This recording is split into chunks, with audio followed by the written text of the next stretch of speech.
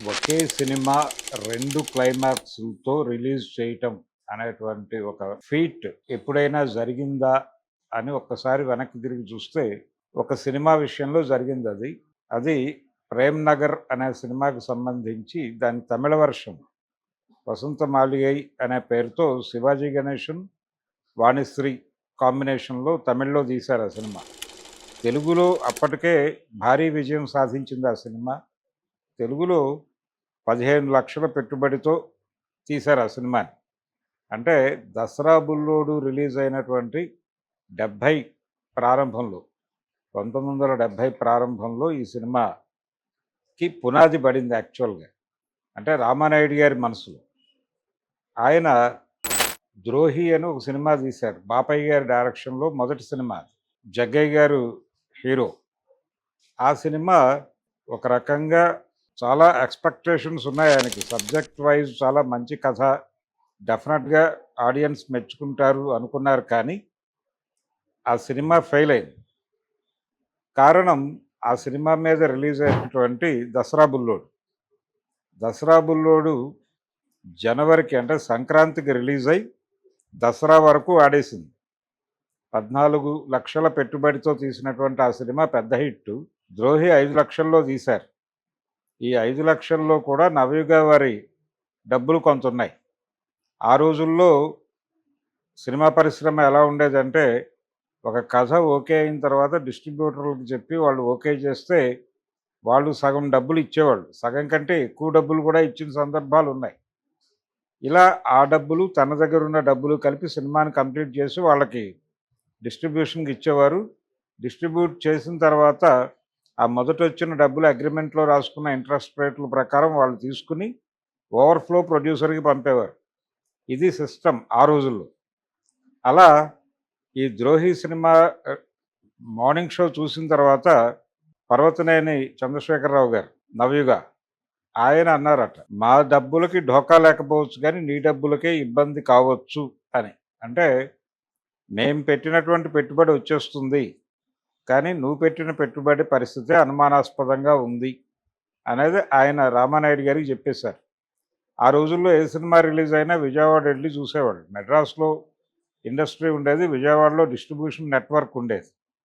అలా విజయవాడలో సినిమా చూసి ఇది దెబ్బతింది అనే విషయం అర్థమయ్యి, ఎప్పుడైతే చంద్రశేఖరరావు గారు ఈ మాట అన్నారో, నవయుగ, వాసు గారు వీళ్ళందరితోనూ ఆయన రామానాయుడు గారు ఇంకొక మాట చెప్పారు. "బానే ఉంది. ఈ సినిమా ఫెయిల్ అయింది. ఓకే. ఎంతయింది 'దసరా బుల్లోడు'కి బడ్జెట్టు" అని అడిగారట. దసరా బుల్లోడు వీళ్ళు రిలీజ్ చేయలే. వేరే డిస్ట్రిబ్యూషన్ కంపెనీలో రిలీజ్ అయిందది. 14 లక్షలు ఖర్చు పెట్టారు వాళ్ళు అనేది చెప్పారు వీళ్ళు. చెప్పిన తర్వాత, "నేను 15 లక్షలతో అక్కినేని నాగేశ్వరరావుతోనే సినిమా తీస్తాను. ఇంతకంటే క్వాలిటీతో తీస్తాను. ఇంతకంటే మంచి కథతో తీస్తాను" అని కొంచెం ఎమోషనల్‌గా మాట్లాడి, "మీరు 10 లక్షల వరకు పెడతాను అంటే గనక, నేను ఈ బాధ్యత భుజానేసుకుని రంగంలోకి దిగుతాను" అన్నాడట రామానాయుడు గారు. ఓకే అన్నారు వీళ్ళు. నవయుగ వైపు నుంచి వాసు గారు, అలాగే చంద్రశేఖరరావు గారు వీళ్ళు పచ్చ జెండా ఊపేసిన తర్వాత, సబ్జెక్ట్ ఏదైతే బావుంటుంది, అప్పటికే 'ప్రేమ్ నగర్' అనేటువంటి ఒక సబ్జెక్ట్ ఉంది ఈయన బ్రెయిన్‌లో.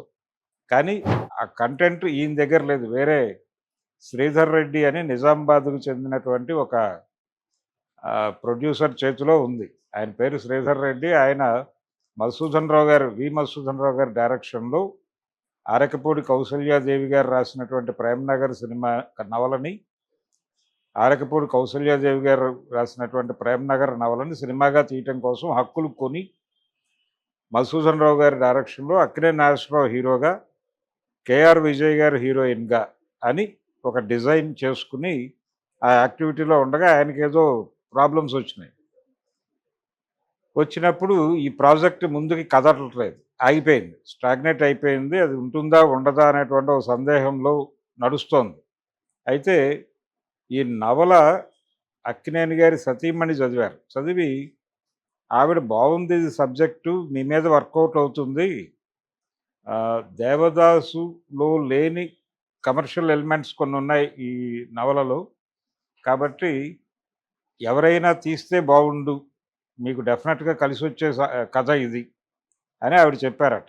ఈ టైంలో ఇక్కడ నవయుగాలో ఈయన ఛాలెంజ్ చేసి మెడ్రాస్ వెళ్ళిన తర్వాత అప్పటికి నాగేశ్వరరావు గారు హైదరాబాద్ షిఫ్ట్ అయి ఉన్నారు. మెడ్రాస్ వెళ్ళిపోయి అక్కడి నుంచి ఎంక్వైరీ చేశాడు.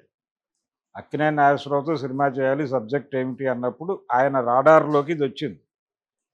వస్తే ఆయన నాగేశ్వరరావు గారిని కలిస్తే ఆయన చెప్పాడు, ఇలా అన్నపూర్ణ ఆవిడ చదివేశారు నవలని, ఆవిడ చాలా బాగుంది అంటున్నారు, డెఫినెట్గా వర్కౌట్ అవుతుంది అన్న పద్ధతిలో కాన్ఫిడెంట్గానే అభిప్రాయాలు ఉన్నాయి. అయితే ఏ కారణం చేతో శ్రీధర్ రెడ్డి గారు ఆ ప్రాజెక్టును ముందుకు తీసుకెళ్ళలేదు. మీరు కాన్ఫిడెంట్గా ఉంటే డెఫినెట్గా వర్కౌట్ అయ్యే సబ్జెక్ట్ లానే అనిపిస్తోంది. అది కొంత స్క్రిప్ట్ వర్క్ కూడా చేశారు వారు మధుసూదన్ రావు గారి నేతృత్వంలో. మీరు దాన్ని ఆయనకే అప్పచెప్తారా, లేకపోతే మీరు ఇంకెవరినైనా డైరెక్టర్గా తీసుకుంటారా అనేది మీరు నిర్ణయించుకోండి అని చెప్పేశాడు ఆయన. చెప్పాక ఈయనకి కేఎస్ ప్రకాశ్రావు గారితో చేస్తే బాగుంటుంది అనేది రామానాయుడు గారికి అంతర్గతంగా ఉన్నటువంటి అభిప్రాయం. అందుకని వి మధుసూదన్ రావు గారి జోలికి వెళ్లకుండా వాళ్ళందరి దగ్గర పర్మిషన్లు తీసేసుకుని నవల హక్కులు కూడా కొనేసి అప్పుడు ఆ నవల తీసుకెళ్ళి ప్రకాశ్రావు గారి చేతుల్లో పెట్టాడు. ఆయన ఆత్రేయ గారిని కూర్చోబెట్టి, బాబు ఇది పరిస్థితి, ఈ నవలను మనం తెరకెక్కించాలి, ఏ ఏ సన్నివేశాలను వాడుకుని ఎలా స్క్రీన్ ప్లే ఉండాలి దానికి సంబంధించి చర్చలు ప్రారంభిద్దామని చెప్పి అలా వాళ్ళిద్దరూ కలిసి ప్రేమ్నగర్ అనేటువంటి సినిమా స్క్రిప్ట్ తయారు చేసి మొత్తానికి తెరకెక్కించారు.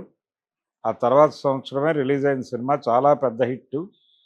తెలుగులో 15 లక్షలతో తీసినటువంటి ఈ సినిమా ఫస్ట్ రిలీజ్లో దాదాపు 50 లక్షల పైన కలెక్ట్ చేసింది.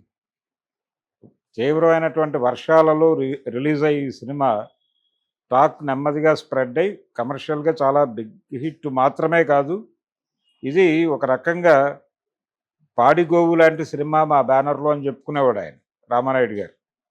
పాడిగోవు అంటే ఆయన ఉద్దేశం ఏంటంటే, ఈ సినిమా ఎప్పుడు రిలీజ్ చేసినా డబ్బులు వచ్చేవి, నవయుగా వారి చేతుల్లోనే ఉండేది, ఎప్పుడు వాళ్ళ థియేటర్స్ ఖాళీగా ఉన్నా కానీ ప్రేమ్నగర్ వేసేవాళ్ళు, జనాలు చూసేవాళ్ళు.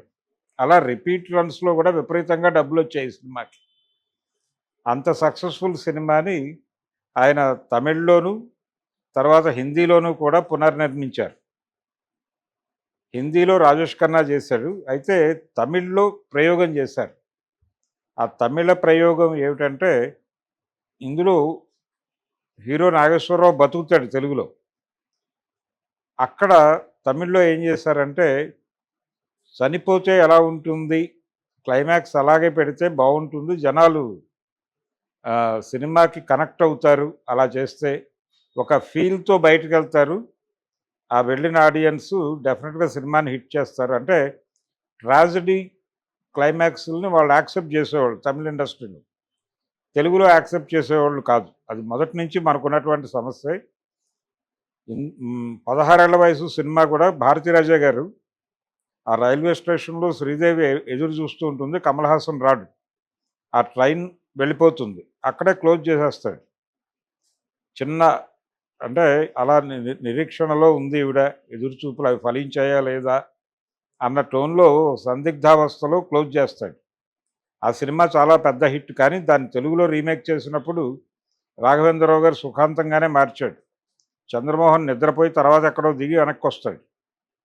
ఇలా తెలుగు డైరెక్టర్లకు సుఖాంతం చేయటం మీద ఎక్కువ ఇంట్రెస్ట్, తెలుగు ఆడియన్స్ అభిరుచి అని కూడా మన వాళ్ళ అభిప్రాయం అది.